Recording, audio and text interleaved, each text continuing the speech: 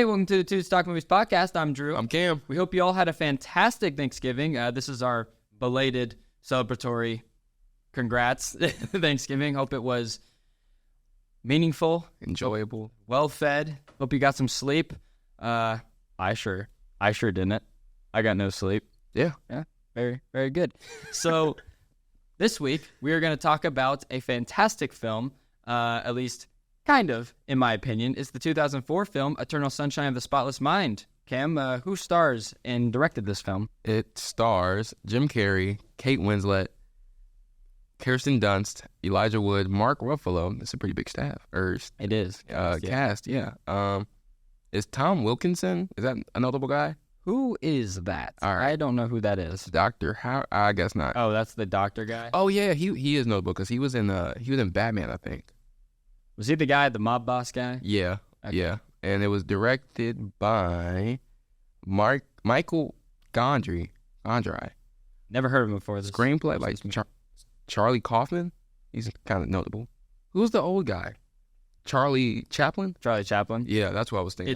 It's him. He Yeah. wrote it. Oh, I know this guy. He did okay, yeah. That's the creators and stuff. Came out in 2004, and it's about, I will try my hardest to try to make it make sense. So it's like Jim Carrey meets this girl, Kate Winslet. His name's Joey. Her name's Clementine. And Clementine. great name. Great name. And they fall in love, and then there's this system where where someone can erase someone entirely from their memory After a breakup and everything? Yeah. Well, it's mostly from breakups. Yeah.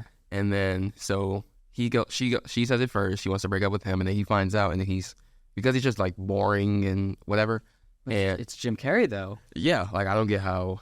I don't know how Elf. No, that is wow. That's Will Ferrell. That's Will Ferrell.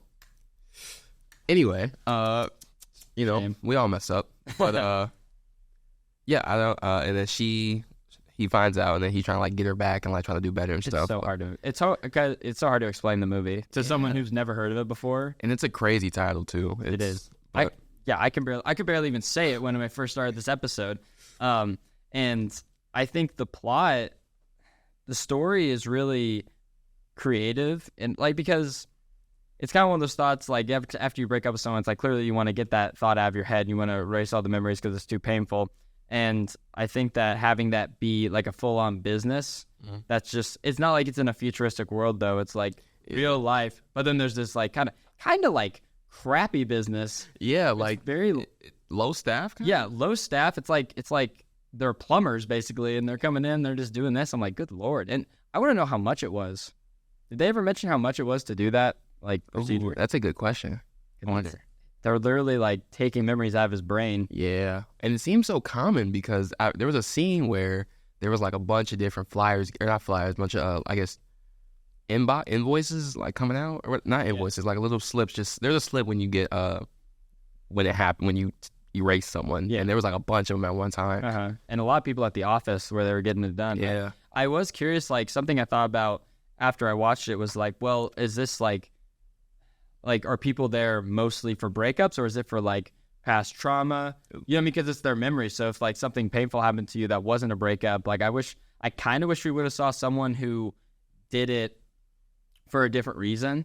You know, say you're like in a car crash and you're like traumatized or something bad happened. You know what I mean? yeah. I feel like that'd be cool to kind of explore that a little more. I think it was more so you have to erase a specific person. Only a person, I not think like an so. event. Yeah, Okay. but Well, Yeah. Michael Myers is at the if Michael Myers is coming on a killing spree. I'd like to get him out of my memory.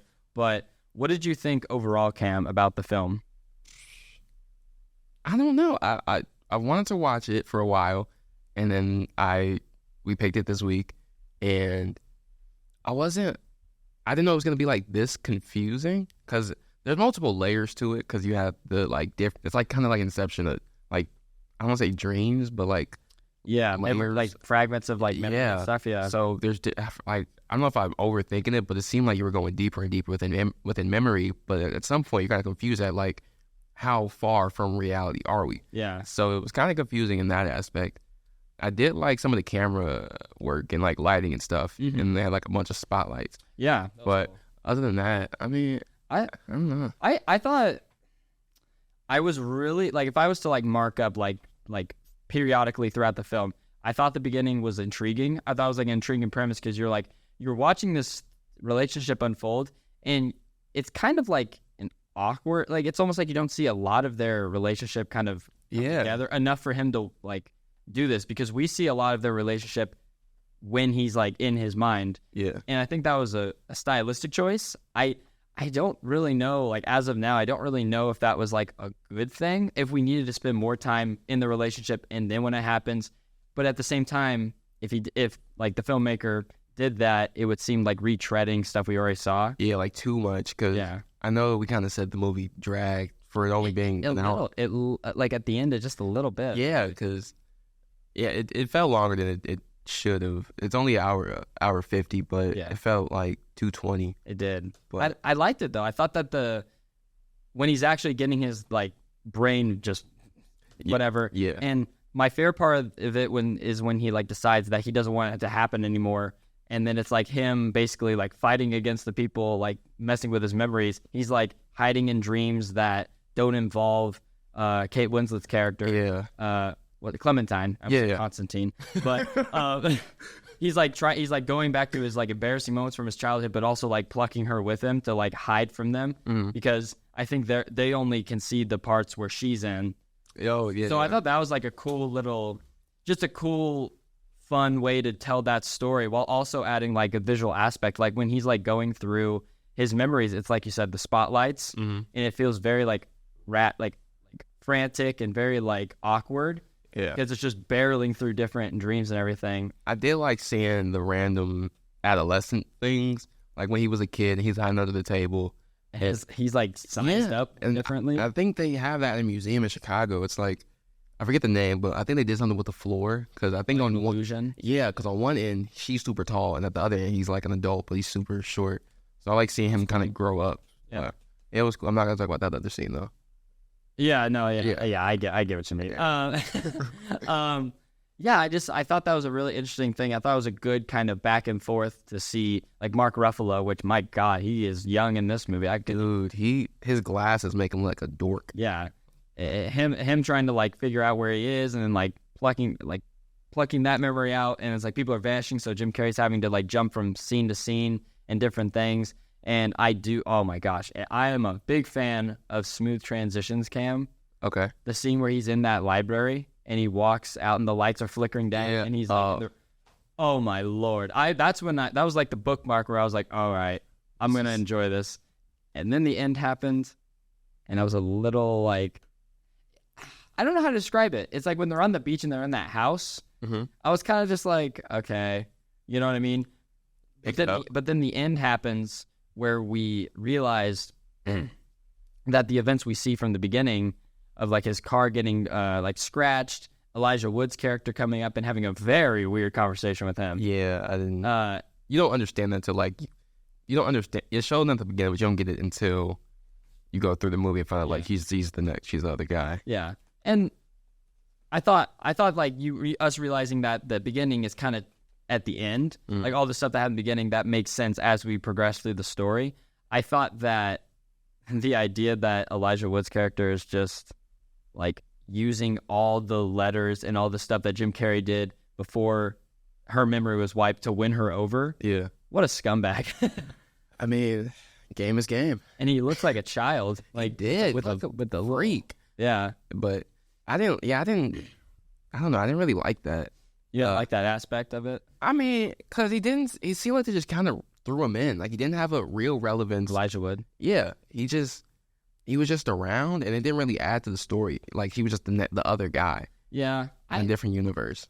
Yeah, I was really hoping he'd be a little more within the story, like because even Mark Ruffalo, obviously he wasn't like as big as he was, at that as he is now, but even he had a bigger. And Kirsten Dunst said, well, she kind of just acts like an idiot the whole time, so... Yeah. But even they had bigger parts than he did. And Elijah Wood, coming off Lord of the Rings, he was like the big... Well, not the big guy, but like those made billions of dollars.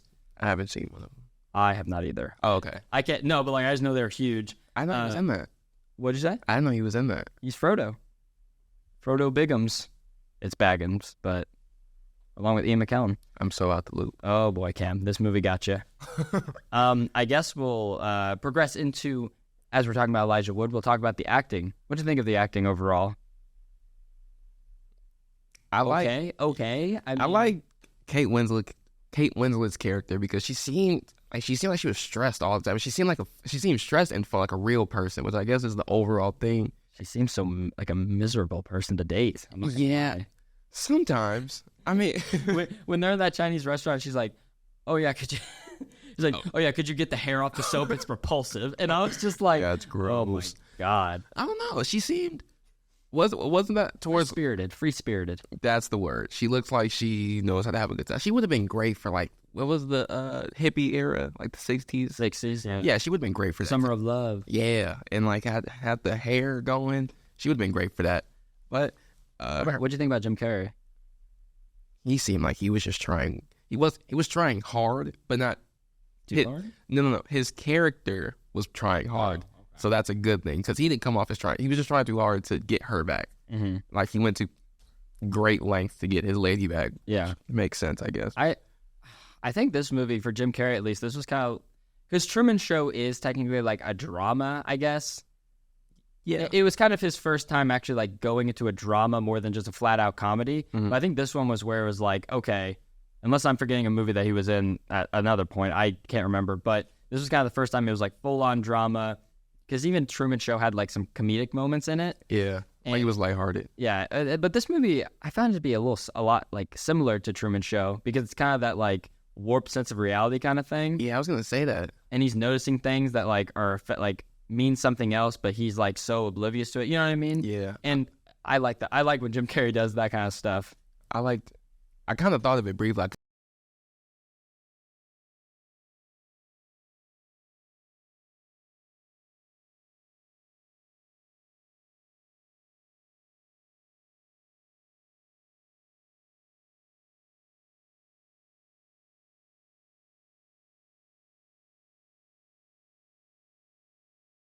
Dancing in their underwear on that bit over Jim Carrey's body. Yeah, that was just freaky. Kind of stupid. Kind of freaky. Jeez. I don't know another word.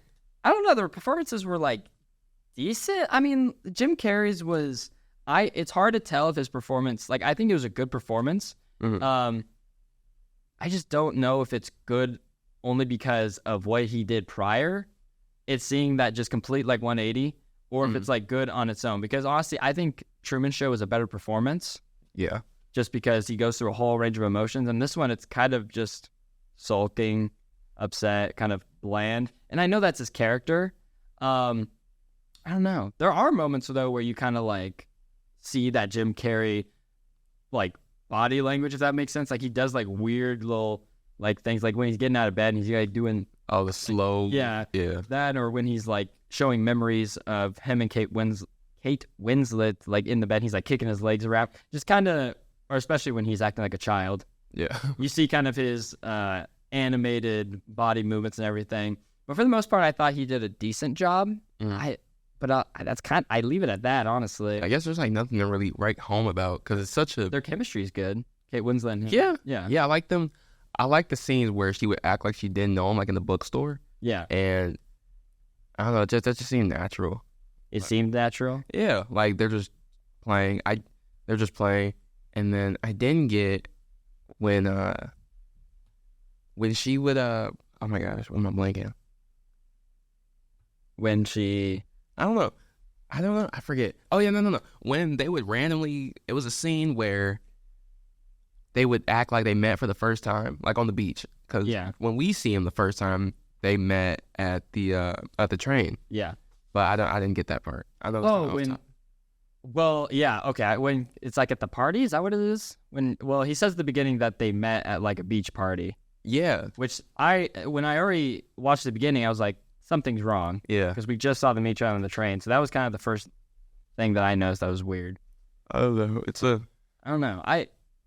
Because I'm a fan of like the stuff at the beginning, you're not really sure what it means until the very end. And the part with Elijah Wood and Jim Carrey is just like, I don't know what you're saying. Yeah. Like, I don't understand what you're saying. And he walks away. I was like, oh, that's interesting. But then Elijah Wood's character doesn't really like do that much after the fact. And I don't know. I don't know. It seemed like a movie that was very artsy. It was really hitting for some artsy romantic relationship like subjects. Mm-hmm. And I think that it kind of just, if it was like 20 minutes shorter, great movie. I feel like $1:30 movie. Yeah, $1:30 movie. yeah. I don't think Love those. Yeah, I think it seemed like something the director went through personally, because it seemed like he understand. Well, obviously he understands it, but it seems like only he would fully understand, get everything. Like the cast couldn't relate to it. Crew probably couldn't relate to it as much as he could. So I don't know, it just seemed like something personal that resonated with. Do you think the concept was wasted, or do you think that the concept was like to the fullest potential it had? I think in terms of like the genre that they went about, like from like a romantic, I wouldn't call it sci-fi, like a drama kind of thing. I think they did what they could. I just feel like the plot, so much more could have been done with the plot. I feel like because it was so dry. It was just like he wants her. No, they want each other.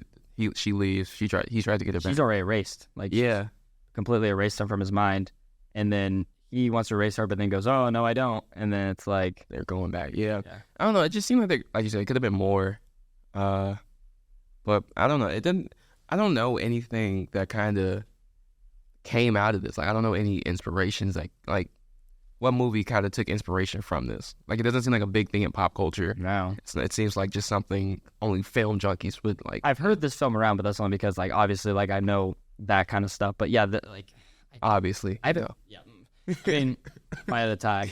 I just don't hear about this movie a lot, and like the performances are good. Like everything's good about it. It's just I don't think that it has that thing to make it like monumentally impactful. I don't get it either, because it has a good cast. It's not a bad movie. Decent plot. Yeah, it had a decent box office, 74 million. Camera works good. It just seemed like something was missing, but I don't know what. Seems like just after kind of that moment where he's like trying to hide from them through his like older memories and everything, it seems like they just kind of like it fizzled out for me. And I dropped my phone. If you could hear that, that was my Google Pixel cracking, most likely. I will see after the episode. Anywho, it just feels like they kind of fizzled out like a little after that, and they kind of just started dragging their feet a little bit. Yeah.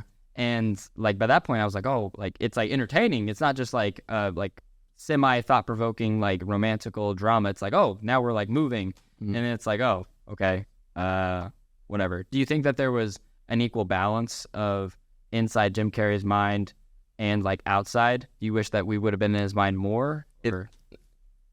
No, I feel like we were in it a lot. I think towards the end, that's when we get more of the outside world. Yeah. Because when we see Mark Ruffalo trying to like battle, because when he actually gets lost in the entire process, I think that's when we kind of like get back to reality. But I felt like we were in his head too long, because that's when I kind of got lost. Like I didn't know how difficult it is to follow. Maybe I'm overthinking it. Like I thought there were multiple layers going through his mind. Well, I was watching this in several different settings. Yeah. And so I started again, and he's in the library talking to her, and I'm like, oh my god, they made up, and I'm like, oh crap, they're still in his mind. Yeah. I was like, oh geez, I don't know. I like how dreams are portrayed in it though. I think that it did have a healthy balance between the like Mark Ruffalo and Kirsten Dunst, and then his mind. But I think that like the overall look of the dreams, it's very like, I don't want to say dream-esque, but like it makes you feel like, oh my gosh, like this is abnormal. I like the when they were in a dream, in the process of erasing, all the faces were kind of like distorted. And Elijah Wood, where he's like, that, and then and other scenes too. Like there's like the side characters who like don't talk, just background characters. Their faces aren't seen because they're cutting out those memories. Yeah, and then the background, it kind of like blurs out or goes white or it darkens or whatever. That was pretty cool. But speaking of that, what did you think of like cinematography and camera in general? It looked very low, not low budget, but it looked very like indie, like not high budgeted camera. You know what I mean? Like it was handheld, and it was more like grainy stuff, mumblecore, kind of grainy looking to it. Because it was shot on film, I'm assuming. It has to be, I think. But I think that it gives it a lot more of a like an authentic feel to it. But then when you get to like the part where like he's a kid in that kitchen, it's like a kind of vast difference. Like it looks a lot more like low angles pointing up to just show the like scale of it compared to Jim Carrey's like small size. But I think the camera movements, like I said, the transitions were really cool. Yeah, the jumps between like the real world to the dream world were a little jarring, but I think that's probably to a certain extent. I'm sure that's like intentional. Yeah. They kind of put you in the head of Jim Carrey, but like I got kind of lost in it a little bit. But I mean, like I said, that one scene where they're like walking through like a hallway of memories and it's like that spotlight on him. Yeah. I thought that was cool. I thought like that to show like the frantic kind of feel to it as they're like trying to find any memory they can before they cut it out. I thought that was cool. I don't know. I just felt like something was missing. Just something was missing. I don't know what. Like we really liked it. Yeah. I couldn't tell you. I just got bored with it in the end. Yeah. I didn't ever want to like watch it again. Maybe it's the time. The time. Like it was just too long? Or do you think it was something with the plot? I don't know. I don't know if it's just like the plot just fizzled out for me. I was entertained. I was like, oh, how's it going? But it's like as soon as he goes into those embarrassing memories, it's like I just turned off. Like I was just like, okay, we've been in the kitchen and him in the like bathing himself in the sink. Yeah. It's like we're here way too long. We got to get somewhere here. And then they add that weird like subplot reveal at the end where Kirsten Dunst and that old guy, it's revealed that they were lovers. Yeah, in the past. And she got her memory erased, but then they like kiss each other at the end. What the heck was that? I don't even know. Like did we get any character development with her? Like she's just high the whole time with Mark Ruffalo. Yeah, I thought that was his girlfriend because they were dancing in their underwear or whatever, and yeah, I'm like, and yeah. Is it dead? I mean, is it cracked? No, it's not cracked. Thank God. I just picked up my phone. The Google Pixel Supremacy. It lasts. It's probably gonna short circuit later, but it's all good. Yeah, she's good for now.